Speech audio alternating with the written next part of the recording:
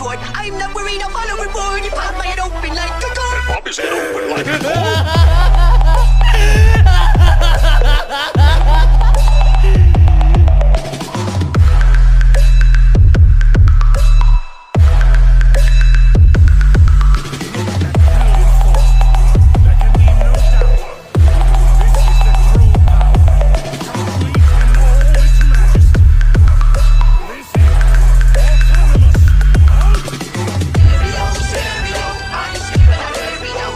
So guys, कैसे हो आप सभी। वीडियो की स्टार्टिंग हो उससे पहले मैं कुछ कहना चाहूँगा कि आपको लाइक शेयर करने की ज़रूरत नहीं है। आज की वीडियो में बस आपको कमेंट करना है।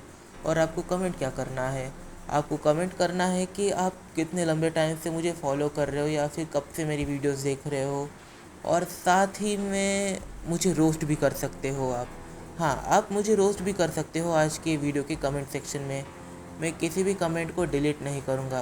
बस एक चीज़ का ध्यान रखना कि एक रिस्पेक्टफुल लैंग्वेज को फॉलो करना, मतलब कि बैड वर्ड्स का यूज़ ना करो तो ये काफ़ी अच्छा रहेगा। और चलो आज की इस वीडियो को स्टार्ट करते हैं। इस एपिसोड की स्टार्टिंग में हम यहाँ पर देख पाते हैं लॉर्ड अकुमो को। लॉर्ड अकुमो गोकू के अल्ट्रा इंस्टेंट को देखकर यहाँ पर ज़रा परेशान लग रहा था, क्योंकि इस पॉइंट पर जो लॉर्ड अकुमो है उसे रिवाइव किया गया है केल की हेल्प से, ना कि गोकू की हेल्प से। अगर उसे केल की हेल्प से रिवाइव किया गया है इसका मतलब कि वो थोड़ा सा वीक है, वो उसके प्राइम से काफ़ी ज़्यादा वीक है। अभी प्रेजेंट टाइम पर जो लॉर्ड अकुमो है वो अल्ट्रा इंस्टेंट, अल्ट्रा ईगो इन दो ट्रांसफॉर्मेशंस को ठीक से यूज़ नहीं कर सकता।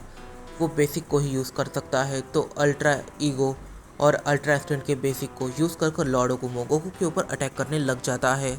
इस पॉइंट पर गोकू को अटैक्स करने में कोई भी प्रॉब्लम नहीं आ रही, क्योंकि यहाँ पर उसकी स्पीड पहले से काफ़ी ज़्यादा इंक्रीज हुई है। बट कहीं ना कहीं पर यहाँ पर गोकू को इतना बड़ा बूस्ट मिला है कि इसकी हेल्प से वो लॉर्ड अकुमो को हरा सकता है। पर यहाँ पर लॉर्ड अकुमो भी अपनी पूरी पावर्स का यूज़ करने लग जाता है, जिससे कि गोकू को यहाँ पर हल्का प्रॉब्लम होने लगता है। पर वो कंफर्म है कि इस बैटल को वो खुद जीतेगा। अब लॉर्ड अकुमो एकदम से अपनी सारी एंशिएंट टेक्निक को गोकू के ऊपर इस्तेमाल करने के बारे में सोचता है। वो गोकू के सर को पकड़कर उसे काफ़ी ज़्यादा ज़ोर से मल्टीवर्स की तरफ फेंक देता है। ये लोग मल्टीवर्स से थोड़ी सी दूरी पर थे, जिससे कि मल्टीवर्स ज़्यादा डैमेज ना हो।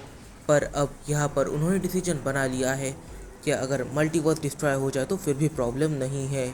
इस पॉइंट पर लॉर्ड अकुमो ये गोकू के ऊपर काफ़ी ज़्यादा स्लैश अटैक करता है। यहाँ पर गोकू सारे ही स्लैश अटैक को काफ़ी ज़्यादा मुश्किल तरीके से डॉच करने में कामयाब हो जाता है। बट एक जो स्लैश अटैक है वो उसके बाल को लगकर एकदम से निकल लेता है।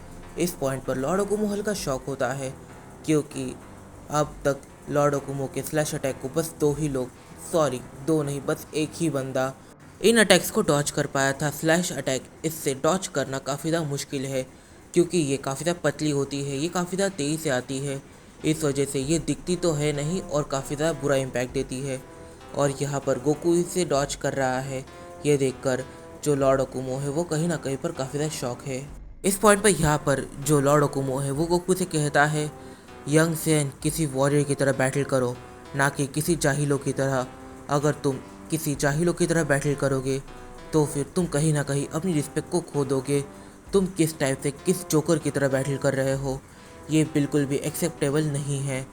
आखिर तुम्हें हो क्या गया है, क्या सारे मॉडर्न सेन ऐसे ही बैटल करते हैं।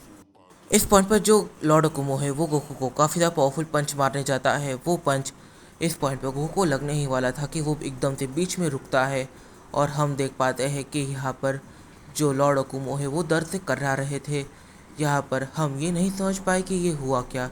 बट कुछ टाइम के बाद यहाँ पर गोकू एक्सप्लेन करता है कि उसकी अल्ट्रा इंस्टेंट की जो एनर्जी की है वो एक ऐसे बैरियर को क्रिएट करती है जो गोकू के पास आने वाले अटैक्स को काफ़ी हद तक रोक देता है।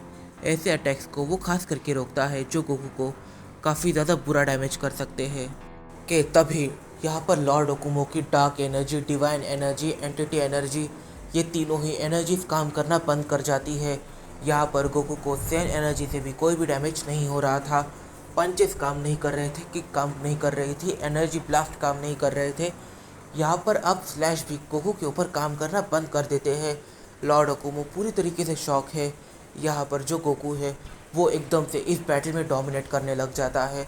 अब लॉर्ड अकुमो अपनी सारी टेक्निक्स को यूज़ कर चुका था और अब लॉर्ड अकुमो के पास यहाँ पर कोई भी चांस नहीं है कि वो गोकू को हरा सके। फिर फाइनली ग्रैंड प्रिंस को याद आता है कि गोकू की एबिलिटी ये कितनी ज़्यादा ब्रोकन है। अगर कोई ओपोनेंट गोकू से फाइट करेगा और अगर उसे गोकू की एबिलिटी के बारे में बिल्कुल भी नहीं पता होगा तो फिर हाई चांसेस है कि वो गोकू को पहले से काफ़ी ज़्यादा स्ट्रांग बना देगा। और गोकू स्ट्रांग तो बनता ही है, साथ ही में वो अटैक्स को अडेप्ट भी कर रहा है, जिससे कि उसे हरा पाना ये नेक्स्ट टू इम्पॉसिबल है। अगर उसे हराना है तो उसे एक पंच के अंदर ख़त्म करना होगा। अगर लॉर्ड अकुमो उसे फर्स्ट टाइम के अंदर ही मार देता तो फिर गोकू इतना स्ट्रांग नहीं बनता। पर अब लॉर्ड अकुमो का गोकू के सामने कोई भी चांस नहीं बनता। इस पॉइंट पर टर्लस को अपनी आंखों पर बिलीव नहीं हो रहा था। टर्लस पूरी तरीके से शॉक था। वो कहता है, क्या क्या कैरोट, तुम पहले से कितने ज़्यादा स्ट्रांग बन चुके हो, साथ ही में फादर ऑफ ऑल सेंट्स वो तुम्हारे सामने घुटनों पर है।